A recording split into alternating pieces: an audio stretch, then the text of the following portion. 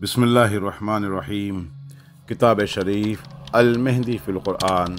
مرجع اعلیٰ جہان تشیع حضرت آیت اللہ العظمیٰ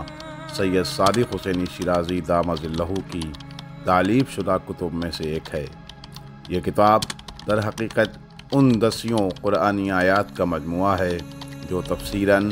تاویلاً، تنزیلاً، تطبیقاً یا تشبیہاً حضرت امام مہدی منتظر عجل اللہ تعالی فرجہ الشریف کی عظمت پر دلالت کرتے ہیں۔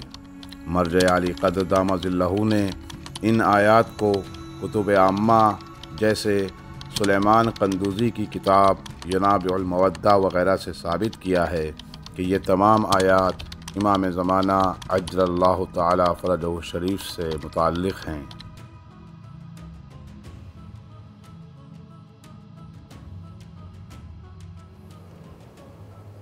اعوذ باللہ من الشیطان الرجیم، بسم اللہ الرحمن الرحیم، الحمد للہ رب العالمین،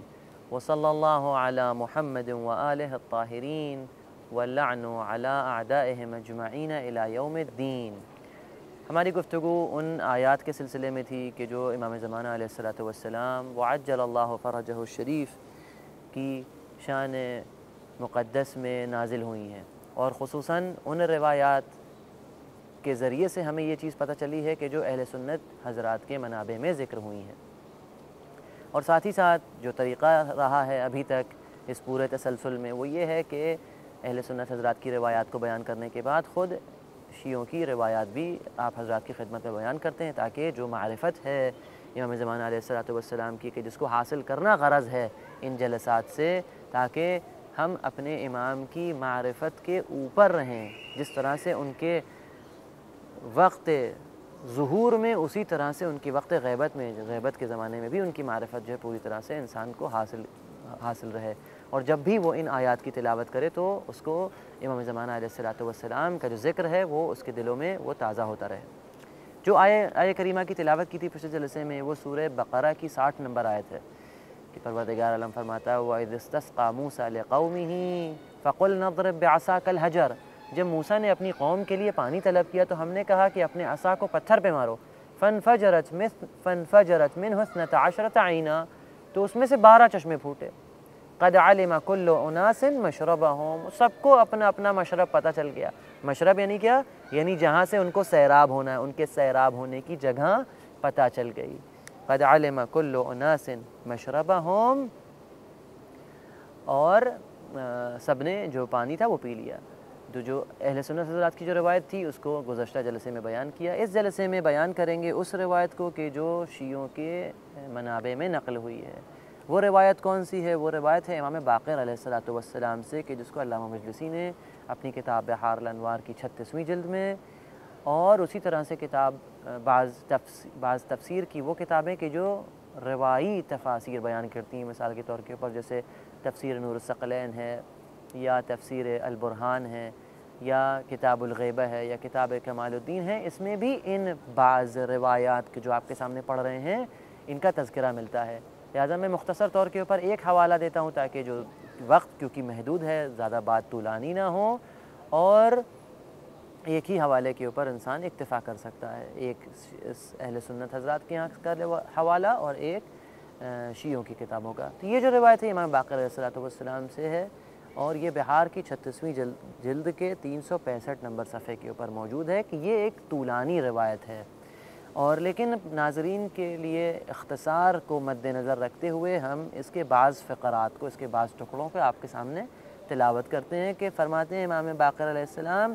کہ جب جناب موسیٰ کا جو واقعہ تھا اس کو پیش نظر رکھتے ہوئے امام باقر نے فرمایا کہ جس طرح سے جناب موسیٰ کے لیے کہا گیا تھا، ان کی قوم نے پانی طلب کیا تو اللہ نے کہا کہ اپنے عصا کو مارو پتھر کے اوپر، تو اس سے 12 چشمے پھوٹے، جناب موسیٰ کے لیے یہ تھا۔ اسی طرح سے فرماتے ہیں وَمِثْلُ ذَلِكَ جَاءَ الْمُؤْمِنُونَ إِلَى جَدِّ رسول اللہ صلی اللہ علیہ وآلہ، اسی طرح سے مومنین میرے جد رسول اللہ صلی اللہ علیہ وآلہ وسلم کے پاس آئے اور فرمایا اور عرض کیا مومنین نے رسول اللہ سے کہ تعرفنا من الائمۃ بعدک، آپ ہم کو بتائیے کہ آپ کے بعد امام کتنے ہیں، کتنے امام ہیں آپ کے بعد؟ تو ایک طولانی روایت ہے، اس کے اندر امام باقر علیہ السلام فرماتے ہیں کہ رسول اللہ نے ان کو یہ بتایا کہ جب وہ معراج پہ تشریف لے گئے تو پروردگار عالم نے، اللہ عز و جل نے رسول خدا صلی اللہ علیہ وآلہ وسلم سے فرمایا کہ فَإِنَّكَ إِذَا زَوَّجْتَ عَلِيًّا مِّن فاطمہ، کہ جب آپ علی کی شادی فاطمہ سے کریں گے تو اس بابرکت ازدواج کا جو نتیجہ ہوگا وہ کیا ہوگا؟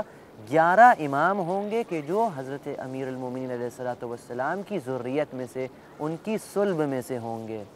ٹھیک، من صلب علی یکونون مع علی 12 اماما، اور یہ 11 امام حضرت علی علیہ السلام کے ساتھ مل کے 12 عدد پورا ہو جائے گا، یہ 12 امام بن جائیں گے۔ پھر فرماتے ہیں، پروردگار عالم فرماتا ہے رسول اکرم سے کہ کلہم ہدات لامتک، اور یہ 12 کے 12 امام آپ کی امت کے ہادی ہیں۔ جس طرح سے خود قرآن کریم میں اس آیت کا تذکرہ ہوا ہے کہ انما انت منذر ولکل قوم ہاد، کہ اے رسول آپ کہہ دیجئے کہ میں منذر ہوں، میں ڈرانے والا ہوں، اور ہر قوم کے لیے، ہر امت کے لیے ایک